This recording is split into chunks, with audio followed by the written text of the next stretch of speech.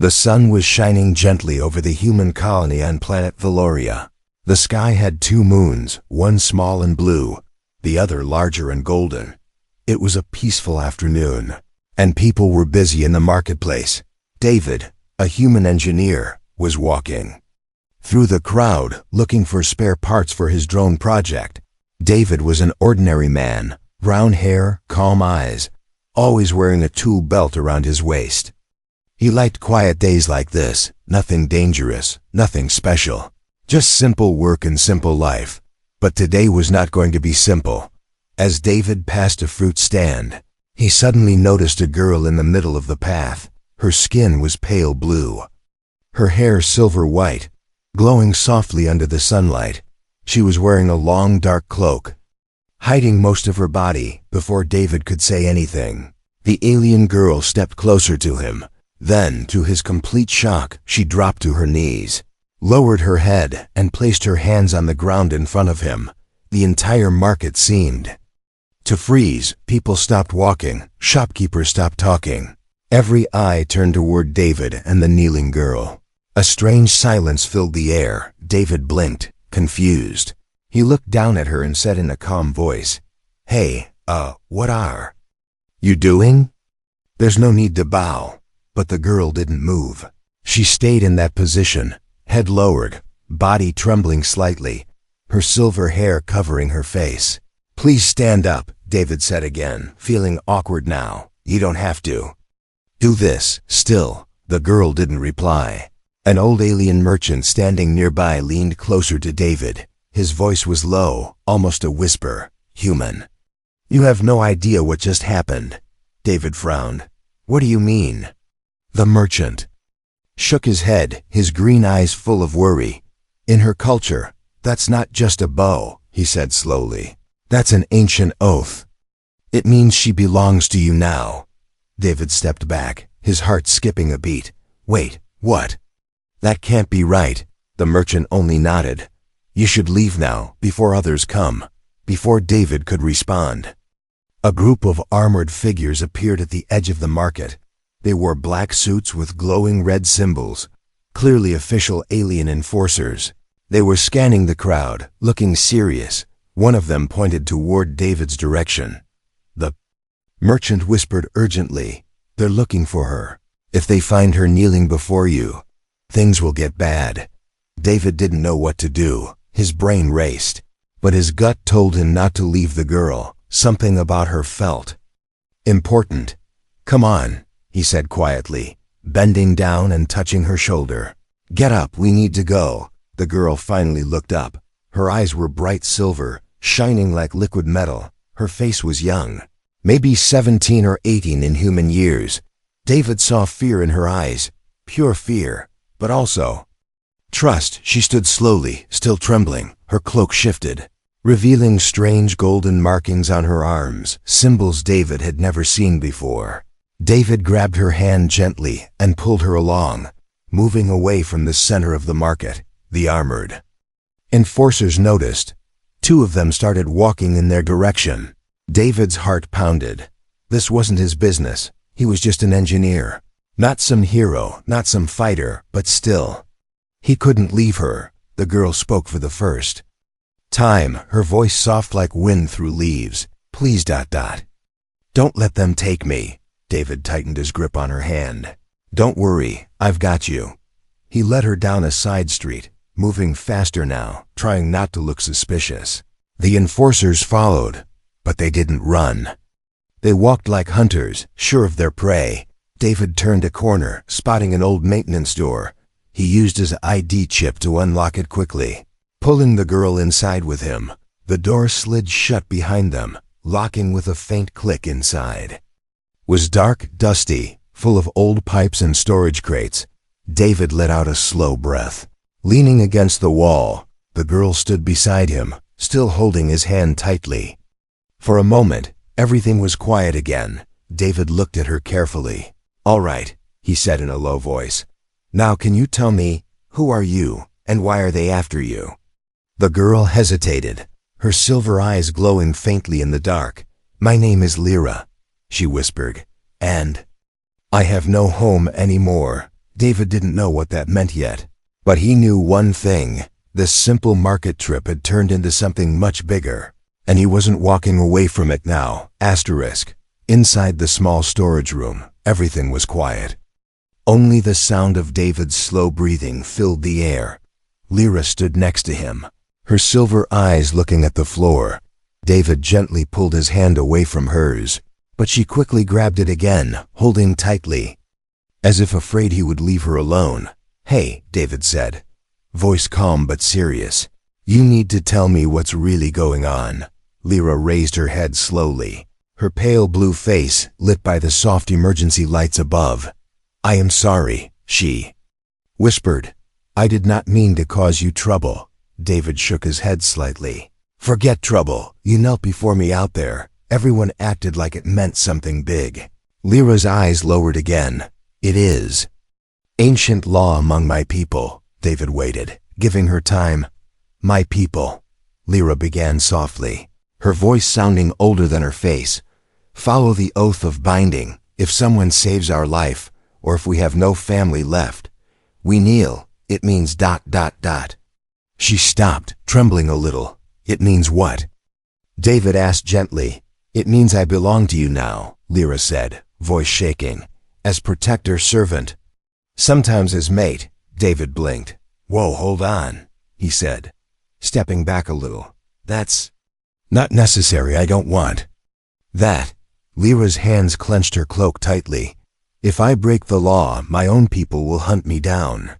David felt cold suddenly. He thought she was just hiding from guards, but this was deeper than that. "You really believe that?" he asked, looking at her carefully. Lyra nodded slowly. "If I do not obey, they will punish me, or ... Her voice dropped. ... End me." A quiet knock sounded on the storage room door. David froze, holding up a finger for silence. A mechanical voice called from outside. "Human citizen, this is security inspection. Open the door." David's heart jumped. His mind raced. Should he open it? Should he keep hiding?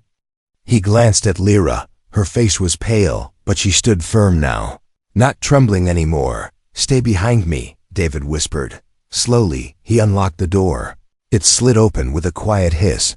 Two armored enforcers stood outside, black suits shining under the sun. "Good afternoon," David said casually, forcing a small smile. "Is there a problem?" The taller enforcer tilted his helmet slightly, red eyes glowing. "We are searching for a fugitive female," he said. "Pale blue skin, silver hair, last seen in the market." David kept his face calm. "Haven't seen her. Just fixing some old pipes." The second enforcer looked past David into the dark room. For a moment, it felt like time stopped, but Lyra was smart. She had already stepped behind a metal crate, hidden in the shadows. The taller enforcer scanned the room with a small device. No alarm, no signal. Finally he nodded. "Understood. Carry on." The two enforcers stepped back, walking away slowly. David closed the door again, locking it with shaking hands. "That was close," he whispered, leaning against the wall. Lyra stepped out from behind the crate. "Thank you," she said softly, "for protecting me." David let out a long breath. "Yeah, well, I don't know why, but I can't leave." "You like this?" Lyra looked at him, her eyes soft and serious now. "I will not be a burden," she said quietly. "But I cannot undo the oath of binding." David rubbed the back of his neck. Thinking hard. "All right," he said finally. "Then we'll figure this out together. I won't treat you like a servant. But if being with me keeps you safe, fine." For the first time Lyra smiled, just a little. "I understand, master," she whispered, lowering her head slightly. David frowned. "Don't call me that, please. Just David." Lyra nodded. "Yes, ... David." Suddenly, the wall-mounted screen inside the room flickered on. A news broadcast played, showing a picture of Lyra, her face and name written in glowing alien letters. "Wanted royal fugitive," the message said. "Reward, 10,000 credits."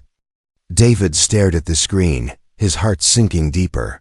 "So you're not just running from guards," he said slowly, looking at Lyra. Lyra's silver eyes glowed softly in the dark. "There is more," she admitted, voice quiet as the stars. David didn't speak, not yet, but one thing was clear. This wasn't going to be an ordinary day ever again. The old storage room was dark and quiet, except for the soft sound of Lyra's breathing. David sat on a metal crate, staring at the screen still showing Lyra's face. "Royal fugitive," David repeated slowly, his voice low. "So, you're not just someone running from a mistake." Lyra stood in front of him, her silver eyes lowered, hands folded in front of her cloak. "I did not wish for this," she whispered. "But they chose me, ... and I refused." David leaned forward, resting, his elbows on his knees. "Chose you for what?" he asked carefully. "To become queen," Lyra said in a small voice. David stared at her, not sure if he heard her right. "Wait, ... queen?" Lyra nodded once, her silver hair falling across her face. "My bloodline is royal. My father was king before he disappeared." David rubbed his forehead, trying to process the information. "Let me get this straight," he said slowly. "You were supposed to be queen, but you didn't want it, so you ran away. And now they're hunting you." "Yes," Lyra answered simply. David let out a slow breath, looking around the small room. "And now you're bound to me by some old rule, just because you knelt in the market."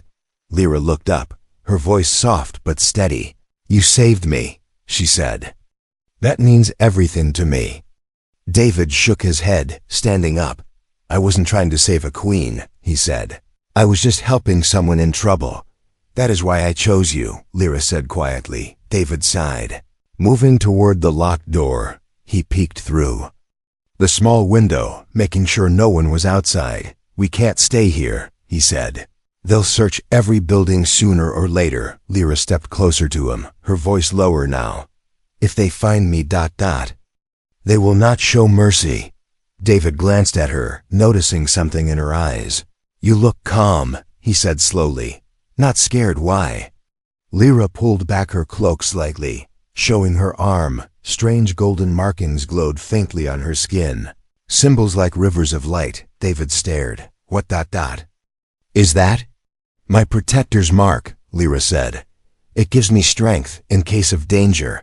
Before David could ask more, a loud bang echoed outside.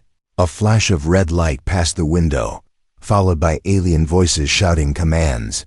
"There!" "Sweeping the area," David whispered.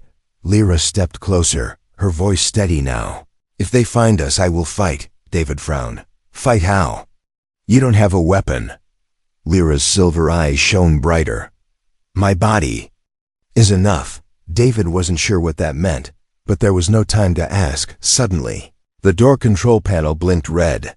"They're trying to override the lock," David said quickly. He looked around the room, searching for something, anything. His eyes landed on an old metal rod leaning against the wall. David grabbed it, holding it like a club. Lyra stepped in front of him, pulling down her hood fully now. Her cloak fell back, revealing more golden symbols glowing on her arms and neck. She no longer looked like a scared girl. Now she looked like someone prepared for battle. The door slid open with a loud hiss. Two armored enforcers stepped inside, weapons raised. Before David could swing the metal rod, Lyra moved. Her body glowed with golden light. Her hand lifted, and a sharp beam of energy shot from her palm. The beam hit one enforcer in the chest, sending him flying backwards out the door. The second enforcer tried to shoot, but Lyra stepped forward, faster than human eyes could follow. She grabbed his weapon and crushed it in her hand like paper. David stood frozen, eyes wide. Lyra turned toward him, her voice calm. "We must go now." David could only nod, still holding the useless metal rod. Together, they stepped outside, moving through the shadows. Smoke and sparks filled the air as other enforcers ran past them, searching the next building. "Lyra," David whispered, walking beside her. "Why didn't you tell me you had powers like this?" "I did not wish to scare you," she answered softly. "And the protector's duty is only for those I bind myself to." David glanced at her, realizing the truth. She wasn't just hiding. She wasn't just a royal heir. She was a living weapon, bound by her people's ancient law, and now she was his protector. David's voice dropped to a whisper. I really wasn't ready for this. Lyra smiled faintly, silver eyes shining in the dark. But I was, she said. Together, they disappeared into the shadows, leaving the market. Far behind, the sky over Valoria Colony turned dark and cold as night fell. 2 moons hung above like watchful eyes. Silver mist floated between the buildings, giving the colony an eerie glow. David and Lyra had found shelter inside an abandoned repair station on the edge of the city. The place smelled of rust and old metal, but it was quiet. David sat on the floor, trying to catch his breath. His hands still shook from what he had seen earlier. Lyra stood by the window, watching the streets below. Her silver eyes reflected the moonlight. I think we're safe for now, David said quietly. Lyra didn't answer. Her body was stiff, eyes scanning every shadow, every movement outside. David frowned slightly. You really take this protector thing seriously, huh? It is my duty, Lyra replied in a soft voice. No harm will come to you while I live, David exhaled slowly. You know, I never asked for this. Lyra turned her head toward him. Neither did I, she said gently. Before David could reply, something flickered in the distance. A strange dark shape moved between the buildings. Did you see that? David asked. Standing up slowly. Yes, Lyra said, voice low and calm. Stay behind me. Suddenly, more dark shapes appeared, moving fast. They didn't look like the enforcers. David narrowed his eyes. What are those things? Lyra's silver eyes glowed brighter. Shadow beasts, she whispered. Creatures sent to hunt fugitives like me. Before David could ask anything else, one of the beasts jumped onto the roof in front of them. It had no clear face, just black skin like liquid smoke, glowing red lines across its body. Sharp claws. David stepped back, heart racing. We need to run. No, Lyra said firmly. Her voice was not soft now. It was like stone. She lifted her hands, golden light shining. From her palms, the beast jumped toward the window. Claws ready, in a flash, Lyra pushed both hands forward. A wave of golden energy exploded from her body. The window shattered. The beast was thrown back across the roof, falling into the darkness below. More shapes appeared, 10, maybe 12, crawling up the walls, moving like spiders in the night. David felt cold sweat on his forehead. He wasn't a fighter, not like Lyra. Still, he grabbed a metal pipe from the floor. Just in case, Lyra, he said quickly. If things get bad, we run. Understand? Lyra shook her head slowly, her voice calm. A protector does not run. The first group of beasts leaped through the broken window. Lyra moved like liquid light, spinning. Golden beams shooting from her hands. Each time a beam hit a beast, it exploded into black mist. But there were too many. David swung the pipe, hitting one beast that got too close. The creature hissed, leaving black smoke behind as it vanished for a moment. It felt like they were holding them back. Then something larger appeared in the doorway, a shadow lord, twice the size of the others, tall and strong, with 4 glowing red eyes and long black blades for arms. Lyra's expression hardened. She stepped forward slowly. Stay back, David, she said, her voice sharper now. The shadow lord raised its blade arms, slashing at her. Lyra blocked with both hands, golden energy flashing like lightning. The two forces clashed, golden light against dark smoke. The walls cracked from the force. David watched in awe, feeling useless but unable to look away. Suddenly, Lyra cried out. The shadow lord's blade cut across her shoulder, golden blood spilling like liquid fire. David shouted her name, but she didn't fall. Her eyes burned brighter than ever. With a scream, Lyra released all her energy in one final burst. A sphere of golden light exploded from her body, wiping out every shadow creature in sight. When the light faded, everything was silent. Lyra stood in the middle of the room. Her cloak burned at the edges, her shoulder bleeding. David rushed to her side. "Dropping the metal pipe, Lyra," he said, holding her arm gently. "You're hurt." She smiled faintly, her voice quiet. "It is." "Nothing," David frowned, helping her sit down. "Nothing?" "You almost got sliced in half." Lyra closed her eyes for a moment, her body glowing softly as if healing itself. "I told you," she whispered. "A protector does not run." David sat beside her, heart still racing. For the first time he really understood.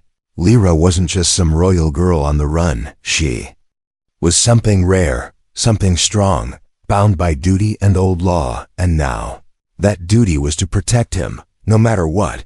David didn't know how long he could handle it, but he knew one thing for sure. He wasn't walking away from this, not anymore. Morning light broke through the cracked windows of the abandoned repair station. Soft rays touched the dusty floor, where David and Lyra sat in silence. David had spent the night watching over her. Lyra's golden blood had stopped flowing, her skin glowing faintly as she rested. Now she opened her eyes slowly, silver light shining once again.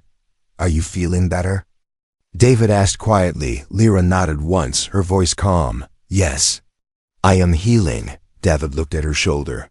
The wound already sealed, only a faint golden scar left behind. "Your body, it heals like that because of the protector's mark?" he asked, curious now. Lyra glanced at him, her face calm but serious. "Not just because of the mark," she said. "It is my bloodline, the royal blood." David frowned slightly.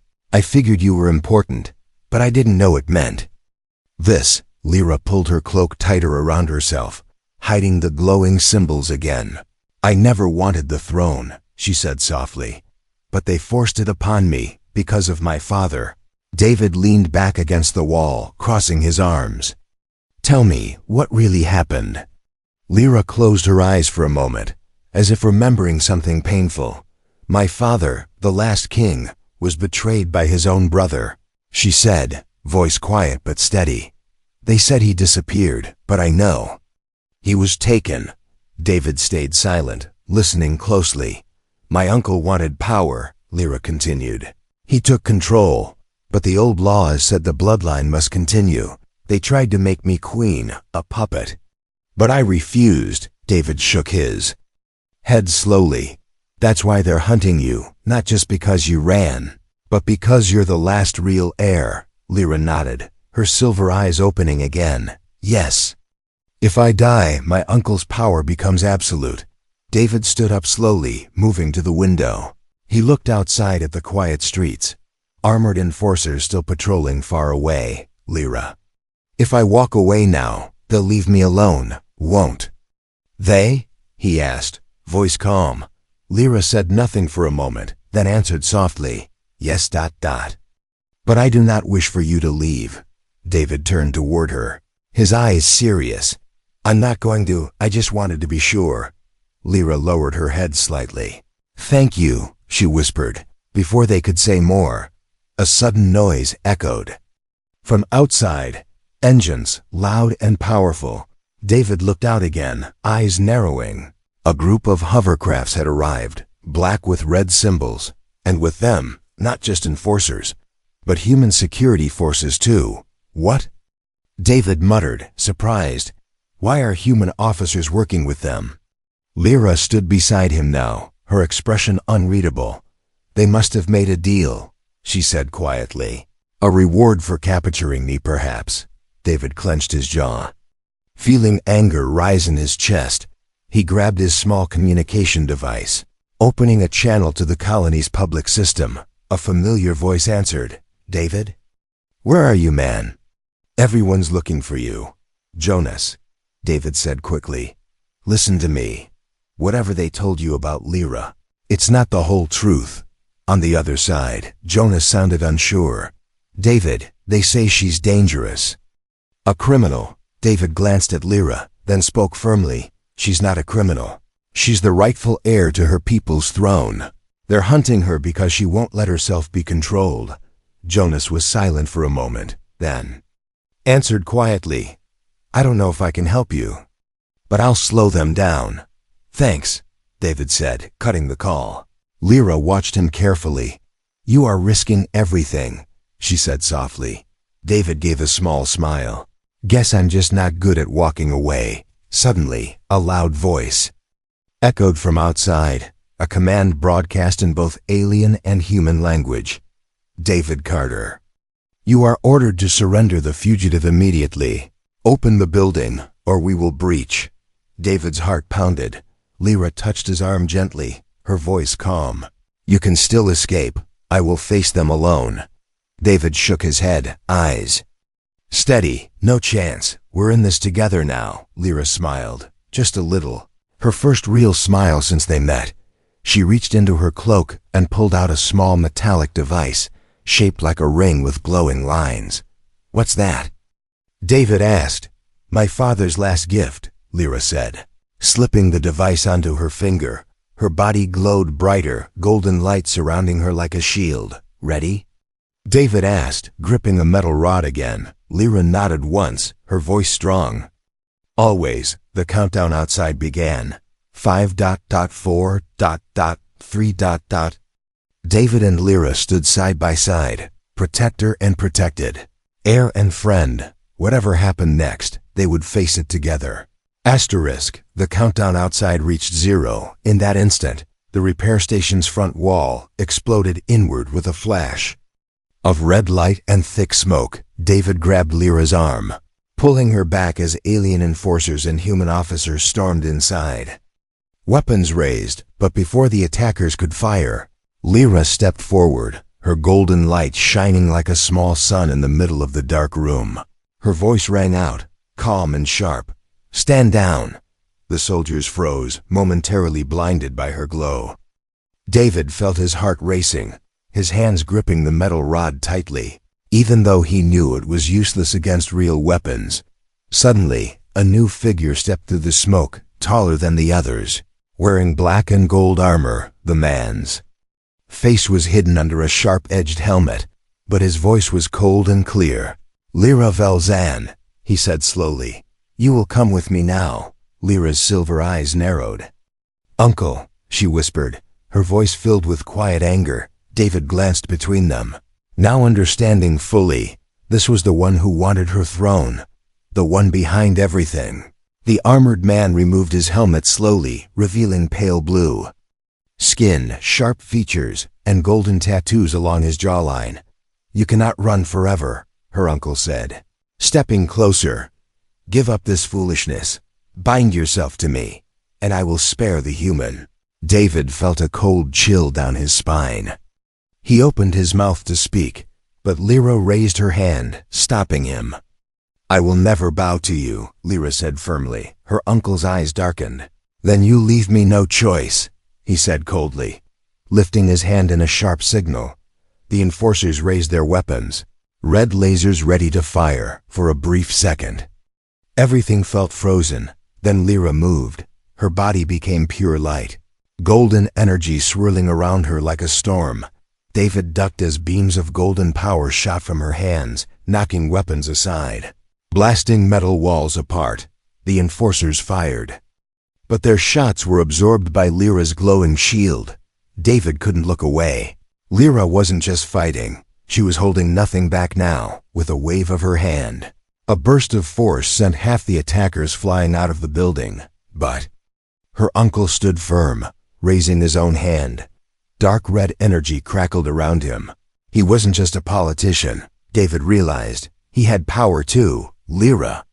David shouted, trying to warn her. Her uncle unleashed a blast of dark energy, slamming into Lyra's shield. For a moment, Lyra stumbled, golden light flickering. Her uncle stepped forward, voice sharp. "You are strong, niece ... but not strong." Enough. David's heart pounded in his ears. He couldn't just stand there without thinking. He grabbed one of the fallen enforcer's pulse pistols from the floor. Aiming it with shaking hands, he fired. The shot hit Lyra's uncle's shoulder, making him stumble slightly. It wasn't much, but it gave Lyra a moment to recover. Her silver eyes met David's across the room, and for the first time, there was real emotion in them. Not just duty, but something deeper. With a cry, Lyra lifted both hands and released all her remaining power. The entire station shook as golden light filled every corner. Her uncle tried to block it, but the force was too strong. The energy washed over him, sending him crashing through the wall and out into the open air beyond. Silence followed, broken only by the sound of crumbling metal and falling debris. David dropped the pistol, breathing hard. Lyra stood in the center of the room, her cloak torn, her skin glowing faintly. She looked tired but unbroken. David walked toward her slowly, his voice rough. "Is it over?" Lyra turned to him, nodding. "Once, yes." For now. Suddenly her knees buckled and she fell forward. David caught her in his arms just in time. "Hey," he said quietly. "Stay with me, Lyra." Her voice was weak now, too much power. "I used too much." David sat down with her on the floor, holding her close outside. Human officers and alien enforcers had fallen back, stunned by what had just happened. No one dared enter again. David looked at the morning sky through the broken wall, golden light spilling into the ruined station. He whispered softly, "There's no need to bow, Lyra." Lyra smiled faintly, her voice barely audible. "And yet, I did. For you." Her eyes closed slowly, her body relaxing against him. Not from death, but from deep sleep. David held her close, feeling both fear and relief. Whatever came next, he knew one thing for sure. He wasn't going to let her face it alone, not ever again. 2 days had passed since the battle in the repair station.